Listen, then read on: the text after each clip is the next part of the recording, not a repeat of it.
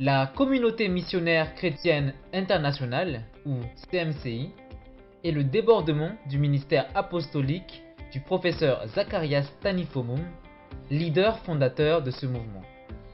La CMCI est engagée à la conquête des âmes, à la formation des disciples et l'implantation des églises dans chaque localité et chaque nation du monde. Le professeur Fomum, communément appelé Frère Zach, avait reçu du Seigneur la mission d'annoncer l'évangile à 10 milliards de personnes dans notre génération.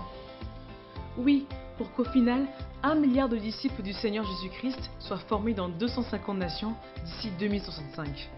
Dans cette grande vision est né un vaste mouvement qui a suscité, formé et envoyé des missionnaires dans 106 nations aujourd'hui.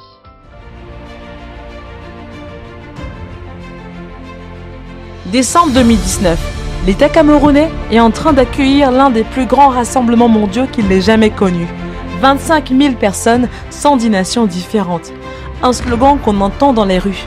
Koumé 2019, la Convention mondiale. Il s'agit de la 3e Convention mondiale de la CMCI.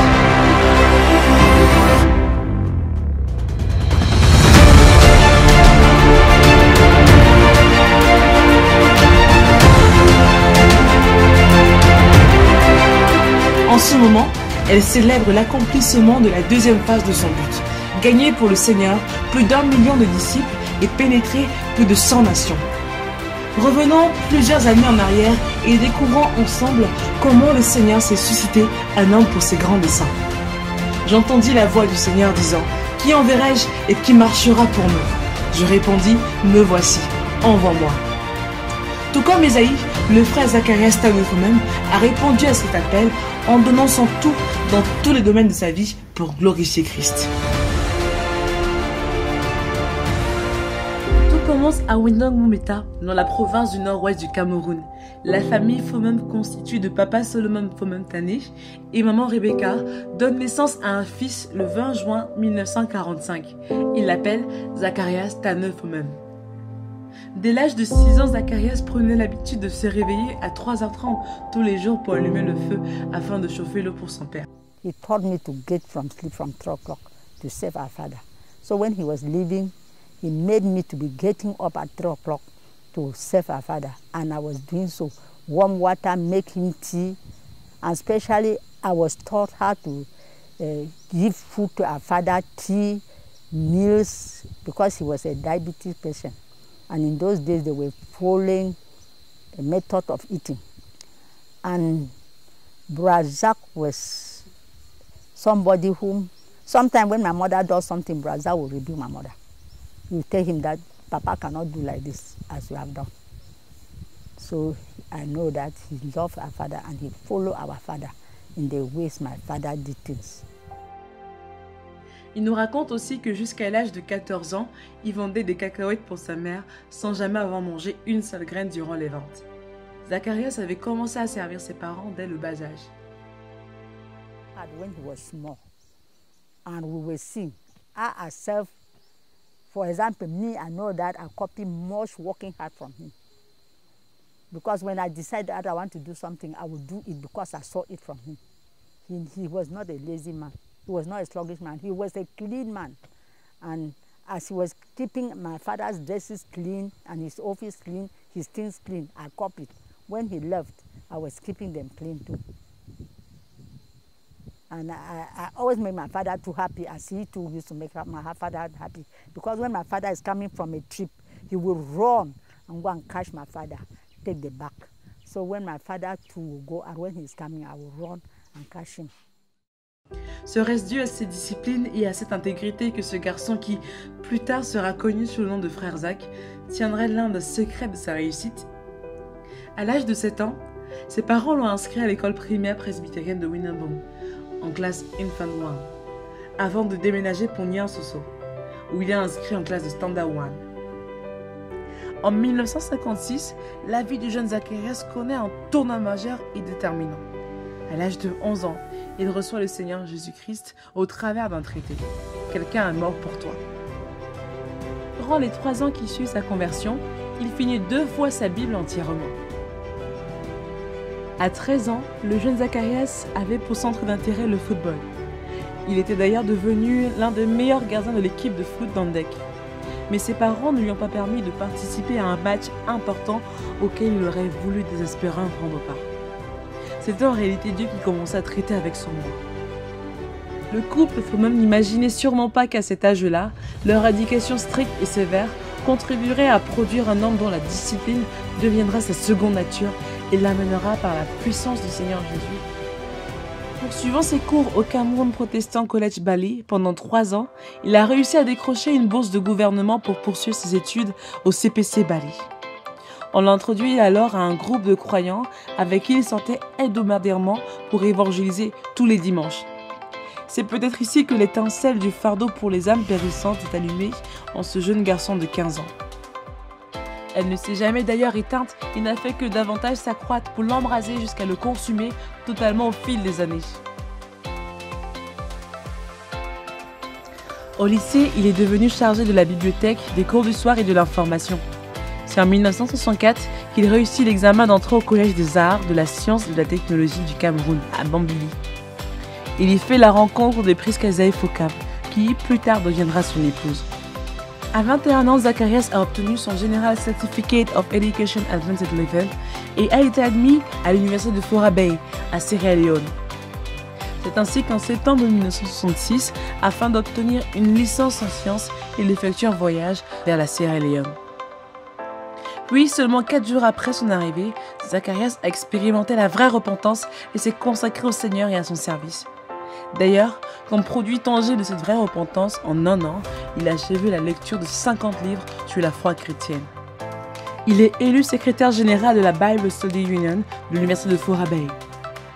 Il s'implique tellement qu'il devient secrétaire général de la Christian Union, un mouvement de jeunes chrétiens étudiants. En parallèle dans ses études, l'excellence académique est visible. Durant sa 2e année d'études en chimie organique, il a reçu le prix de May and Baker Prize Excellency à Sierra Leone. Il a obtenu en 1969 la licence avec mention excellente à l'université de Fora Bay. Par la suite, il s'envole alors pour Makerere en Ouganda afin de poursuivre ses études post-universitaires à l'université de Kampala. Le 24 octobre 1970, après un temps considérable investi dans la prière et le jeûne, le Seigneur lui a fait grâce de faire descendre son Saint-Esprit sur lui. Il avait alors 25 ans quand il a reçu son baptême dans le Saint-Esprit. S'ensuivait ainsi le début d'une période d'évangélisation active, sillonnant les rues de Kampala, mais également en réalisant des excursions hors de la ville pendant plus de 5 ans, tous les week-ends.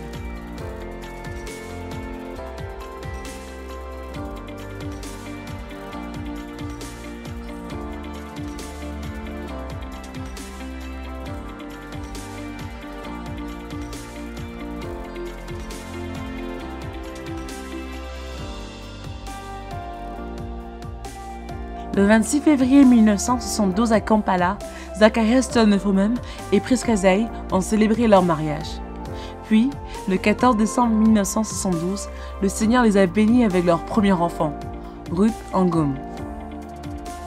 Rempli du Saint-Esprit et cherchant fréquemment le Seigneur, en 1972, il écrit son tout premier livre intitulé « Disciple coûte que coûte ». Il obtient son doctorat délivré par l'université de Makerere en 1973, où il est également retenu comme enseignant. Le docteur Fomum devenait dans la foulée membre de la Société royale de chimie. Cependant, c'est la même année que Papa Solomontané décède au Cameroun. En 1975, après la naissance de son 2e enfant Paul, le docteur Fomum est envoyé comme missionnaire le 3 mai au Cameroun par l'évêque Festus. Ce dernier lui a imposé les mains et a prié en ces termes. « Seigneur, permets que quand le frère Zach arrivera au Cameroun, que chaque Camerounais lui dise « Tu me dois Jésus ». Ainsi, parti de l'Ouganda, il est revenu au Cameroun le 11 mai 1975 en tant que missionnaire. Le lendemain, il a rédigé son tout premier outil d'évangélisation, le traité intitulé « Comment connaître Jésus ». La prière étant incontournable dans la réalisation du travail de la conquête des âmes, le frère Zach a tenu sa première nuit de prière depuis son retour au Cameroun en août 1975. Durant cette nuit de prière, ils étaient au nombre de 3. La sœur Priska, le frère Jean Nogmo et le frère Zach. En 1977, le frère Zach a reçu une invitation à venir prêcher dans la chapelle presbytérienne de Jongolo, à Yaoundé. Il savait que c'était une occasion en or, car plusieurs de l'église n'avaient pas encore connu une conversion authentique et radicale. The first time I was seeing Brother Zach preach, you know, he was a very gentle person, very humble, very friendly, very, very friendly, very... when I saw this man on the pulpit, I couldn't believe it. He was as if there was fire in his body. He was preaching with a sock. He was telling the people how a human being without Christ, his heart was full of sin. He had written sins out, put them in a sock. Then he says, such a person, you want him to follow God, to do the things that God said. Then he takes the sock, pick up this Bible. The sock cannot, because the sock had no power. It was an illustrative gospel message. But I was taken aback by this man preaching. Whereas, you know, when I met him before, not preaching, he was just a nice brother leading us to pray. You know, he was really violent. C'est ainsi qu'il a prêché son fameux message, les pécheurs dans les mains d'un Dieu en colère. Ce message est d'un tel impact qu'il a conduit à la conversion le frère Njo Bafor et plusieurs autres. So Brother Joe came, and so Brother Zach counseled, and that was the last time Brother Zach preached in that church. So he did not really shake his feet out. I think after that people took offense at his message. But we continued praying in his house. During the mornings, some brethren had the habit of going to their churches, so they went to their churches. We still had enough grace because there was an all-purpose hall that belonged to the Protestant churches behind Lycée Leclerc. They called it Foyer Protestant. Il est devenu le vice-président du Centre national de l'évangélisation. Le frère Zach faisait de l'évangélisation sa priorité. Toute occasion favorable ou non devenait une occasion d'annoncer l'évangile. He had a passion for soul winning. Wherever there was possibility for Brother Zach to go and preach the gospel, even if you get to the place and find out one person has organized for 10 people to gather or for 5 people to gather, Brother Zach will pay the price to go there. If only one person will believe, he come back rejoicing.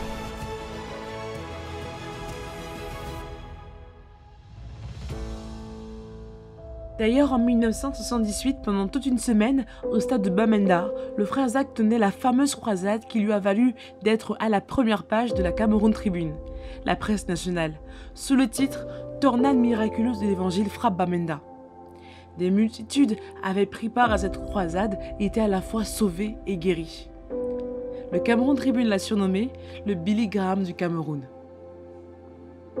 12 ans se sont ainsi écoulés entre le moment où il a connu la vraie repentance et son baptême par immersion en 1978. Because they were playing drums right from behind Combatang through the streets of Yaoundé to go to the train station for baptism. I remember it was in March.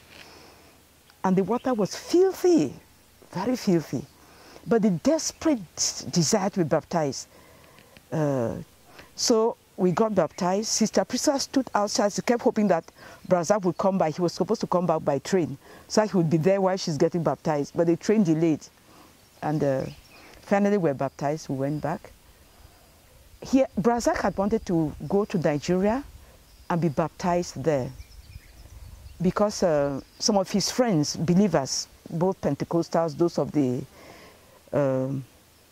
National Center of Evangelism, had cautioned him that he's doing so well, the doors are open, he can preach in any of the churches. If he gets baptized, the doors will be closed. But he was convinced that God wanted him to be baptized. So once when he went to Nigeria for some ministry, in university, I think, he wanted to be baptized, but God spared him because the person who had to baptize him was an unbeliever. So God spared him. Since he had taught us on baptism, one day he had gone to minister in the southwest in Muyuka. So after he had preached that Tuesday, because we had Bible studies now, they were central, in Papa Togo's house in Chinga because the sitting room was big enough and those who had believed could fit in. So after the teaching, I was chatting with him. I said, when he came, I just said, Sister Emilia, I just want to tell that I got baptized by the weekend. Dès que tu te faisais baptiser dans l'eau, tu devenais comme un hérétique. Il a démarré dans la foulée l'intercession jeûnante pour le Cameroun et a loué une maison à Vogada pour servir de bureau. Le lieu était appelé la Voie de l'Évangile. Le frère Emmanuel m'invite à réunir l'enseignement. J'arrive et ce jour-là, le frère Zach se lève. Il dit que le Seigneur lui a parlé. C'est une désormais, cette réunion d'enseignement doit être bilingue. Donc j'ai compris qu'auparavant, il enseignait en anglais. Et moi, on m'avait dit qu'il enseignait en pidgin. J'étais étonnée parce que le frère Zach est un intellectuel, il ne pouvait pas prêcher en pidgin. Mais j'ai été surprise agréablement quand il a demandé qui ici peut me traduire de l'anglais vers le français, parce que le Seigneur lui avait demandé que désormais ce ministère va être bilingue. Alors le frère Emmanuel s'est levé. Étant de plus en plus conscient de son besoin de Dieu pour conquérir le Cameroun, il est allé en retraite au Mont Fébé pour le rencontrer. Le résultat de cette retraite l'a conduit à une période d'implantation massive d'églises. Aller dans les villes voisines du pays pour implanter les églises. Et j'avais le privilège, premièrement, de l'accompagner dans ces différentes villes. Donc c'est ainsi que nous sommes allés, que nous allions en Balmayo, que nous allions à Obala, que nous allions à Bafia, à Douala, presque toutes les églises alentour de Yaoundé. Je sais comment elles ont été implantées. Avec l'œuvre qui grandissait, le besoin criard de dirigeants se tenant auprès du frère Zach s'est fait ressentir. C'est ainsi que le premier cours de formation des dirigeants s'est tenu à partir de 1980. En 1984, c'était sous la thématique « Les ministres et le ministère de la Nouvelle Alliance ». Le dernier jour de ce cours de formation, il est conduit par le Seigneur pour lancer l'appel aux missionnaires pour la première fois. 2 ans après le démarrage de l'évangélisation intense, il a écrit et produit sous forme dactylographiée le livret « L'amour de Marie de Magdala pour Jésus » et la délivrance du péché. Il a reçu ainsi du Seigneur une révélation claire du ministère par la production des traités, des cassettes audio et des livres. When I was 21, lorsque j'avais 21 ans, I read the book, j'avais lu un livre, Go For Me to China. Va pour moi en Chine. It was a testimony of Hudson Taylor, the famous missionary. C'était le témoignage de Hudson Taylor, le fameux missionnaire. That's how the missionary vision was born in my heart. Et c'est comme cela que la vision missionnaire naquit dans mon cœur. That same year, Et cette même année-là, I read a book, Power Through Prayer. j'avais lu un livre, Puissance par la prière. And that's how I began to learn to pray. Et c'est ainsi que je commençais à apprendre à prier. Every step in my life Chaque étape dans ma vie has been tied to a new breakthrough through the printed page. a été liée à une nouvelle percée à travers la page imprimée. If I were not the leader of the work, Si je n'étais pas le leader de l'œuvre, I would be a bookseller. je serais vendeur de livres.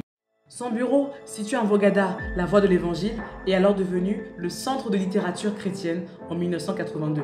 2 ans après le premier cours des dirigeants, la première vague des anciens est ordonnée. La vision s'élargit en 1983 lorsque le Seigneur a demandé au frère Zach de commencer à faire des disciples et de regarder au-delà du Cameroun pour inclure le monde entier. Le 21 juin 1984, il a tenu la marche de prière historique avec l'église à Yaoundé afin de conquérir la ville de Yaoundé pour Jésus.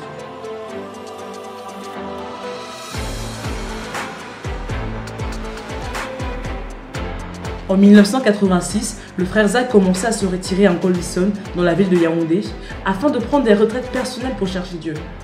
Il a effectué 26 week-ends de retraite personnelle pendant lesquels il passait 72 heures seul avec Dieu. Et il priait avec l'Église durant 22 réunions de prière. L'œuvre a connu une deuxième secousse lorsque le frère Zach a donné sa lettre de démission aux dirigeants du plein d'évangile, parce qu'il ne pouvait pas compromettre le message que le Seigneur lui a donné sur la délivrance des démons et la formation des disciples. After we left the Full Gospel Mission, groups of disciples were meeting, and we had to meet in a discreet way since there were so many threats, how they would take us and throw us in jail. And some of the brethren decided to stay with the Full Gospel leaders so that they could fellowship undercover. They didn't want to take the risk of being what they called underground church. They nicknamed us at this time the underground church, or the church of the disciples. So we'd arrange meetings and pass word around. Weekends of teaching, Brazak would meet with us in one of the homes and teach a group of people. Ensuite, le Seigneur a appelé le frère Zach au Longin. Le 21 juin 1986, il effectue sa première tentative de jeûner 40 jours, en ne buvant que de l'eau. Cela a duré 15 jours.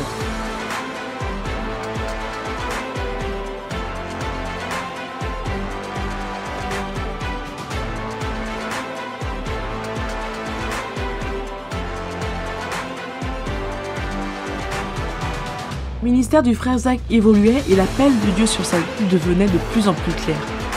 Ainsi, le 3 mai 1987, le Seigneur a appelé le frère Zach à faire de Longin l'une de ses priorités. Du 13 juillet au 21 août, le premier jeûne de 40 jours du ministère a victorieusement eu lieu. Pendant cette période, le Seigneur a appelé le frère Zach à commencer la bataille contre les principautés et puissances à travers le jeûne. Le 26 décembre 1987, le prince satanique du communisme a été renversé. Cela s'est produit pendant un programme d'intercession jeûnante qui allait du 10 au 30 décembre 1987. Dès lors, jeûne après jeûne, le Seigneur a conduit le frère Zach à renverser les princes sataniques. Dès 1989, l'œuvre missionnaire du frère Zach s'étend à l'international. Du 26 juillet au 4 septembre, le frère Zach a voyagé durant 42 jours dans 7 nations et 3 continents. Il a visité l'Ouganda, le Kenya, l'Inde, Israël, l'Espagne, la France et la Côte d'Ivoire. En août, il entre en Inde pour la première fois et à Jérusalem. Listen, brethren. The perishing souls of men, the perishing souls of men. So இந்த ஆத்மா இருக்குது அழிஞ்சு போற ஆத்மா அத பத்தி உனக்கு கவனம் இருந்தா அது செய்வா. I want to thank you a million times for honoring me and giving me good things. எனக்கு நல்ல பொருட்கள் எல்லாம் நீங்க கொடுத்து என்ன ஆனர் பண்றதுக்காக உங்களுக்கு மில்லியன் டைம் நன்றி சொல்றேன். ஆனா அது ஆண்டவருக்குரியது. It says, sell your possessions and give to the poor. நீ உனக்கு உள்ள சொத்து பொருளெல்லாம் வித்து இயேசு இல்லாம இருக்கிறானே அவனுக்கு சுவிசேஷத்தை சொல்லு. Le frère Zach a eu 14 week-ends de rédaction des livres en 1990. Et le 1er juin, la première librairie, la Maison de l'Évangile, a ouvert ses portes à Mbogada, Yaoundé, en 1981. C'est d'ailleurs cette année-là que le Seigneur a donné au frère Zach le nom de Communauté missionnaire chrétienne internationale pour l'œuvre. Le renversement du prince satanique de Yaoundé le 9 avril 1992 a conduit à des répercussions parmi lesquelles la croissance du nombre d'églises de maison à Yaoundé jusqu'à 30 églises. À la fin de l'année 1996, le nombre d'églises de maison à Yaoundé dépasse 300. Ayant reçu du Seigneur la responsabilité de prêcher l'évangile dans 200 nations sur la planète Terre, le frère Zach a envoyé les premiers missionnaires en novembre 1993. Il s'agit du frère Dieudonné et de la sœur Elisabeth Bissé, envoyés en République démocratique du Congo. C'est l'année de ses 50 ans qu'il effectue son premier voyage historique en Chine. Au fil du temps, le frère Zach se concentrait davantage sur la tâche à laquelle le Seigneur l'avait appelé, à savoir le renversement des principautés et des puissances. Ainsi, le 27 septembre 1997, le prince satanique de Douala a été renversé. À la suite de cela, il a effectué 2 marches de prière historiques de 30 et de 20 km chacune dans la ville de Douala pour la posséder pour Christ. Dans le but de précipiter l'accomplissement du but de la phase 1 du ministère, le frère Zach a pris un jeûne de 40 jours en 1998 et quelques mois après, la première convention mondiale a eu lieu à Lagos, au Nigeria, du 16 au 25 novembre sur le thème « Jésus, notre modèle ». Après cette convention, plusieurs portes ont été ouvertes dans le monde arabe et en Afrique. Et en 1999, le nombre de croyants dans l'œuvre était déjà à 35 000 disciples et avec des églises dans 37 pays sur 5 continents. À partir de 2000, des missionnaires internationaux ont été de plus en plus envoyés. L'œuvre ayant eu des extensions et des expansions, il y avait une nécessité d'investir beaucoup plus de volume de prière. C'est ainsi que le frère Zach organisa 4 sièges de prière de 24 à 96 heures et 9 sessions de formation sur la prière en 2001. Le 7 juin 2002, le prince satanique du Cameroun a été renversé et la deuxième convention mondiale de la CMCI s'est déroulée à Lagos, au Nigeria, en décembre 2002. 2 ans après cette convention, le frère Zach a pris une retraite de 10 jours en Chine, durant laquelle il a reçu du Seigneur que le site permanent pour le quartier général international de la CMCI serait à Koumé-Bertois, au Cameroun. Cette retraite a été suivie d'un jeûne de 7 jours pour démanteler le prince satanique du communisme chinois, du 8 au 14 mars 2004, et la victoire avait été remportée. Frère Zach a pris une retraite historique de 10 jours à Varanasi, en Inde, en avril 2005, pour initier le conflit contre les 3 armées de méchanceté, à savoir celui de l'hindouisme, du bouddhisme et du Malsi. Ces grands progrès spirituels ont accompagné l'excellence professionnelle. En effet, en 2005, le frère Zach a obtenu le titre de Doctor of Science par l'Université Durham en Grande-Bretagne. En 2005, il a fait construire la première maison au quartier général et l'a dédicacée pour être la maison de prière de Bertois pour toutes les nations. De plus, la radio Voice of the Cross a commencé à émettre le 24 janvier 2005. Par ailleurs, le frère Zach et Maman Priska ont commencé à investir 100% de tous leurs revenus ainsi que leurs dons financiers au Seigneur en 2006. Le frère Zach était assurément engagé de tout son être à la conquête du monde. L'année 2007 a marqué la fin de la phase 1 et le lancement de la phase 2 de l'œuvre. En effet, le frère Zach a eu une retraite de prière de 21 jours en Australie pour présenter au Seigneur le compte rendu de la phase 1.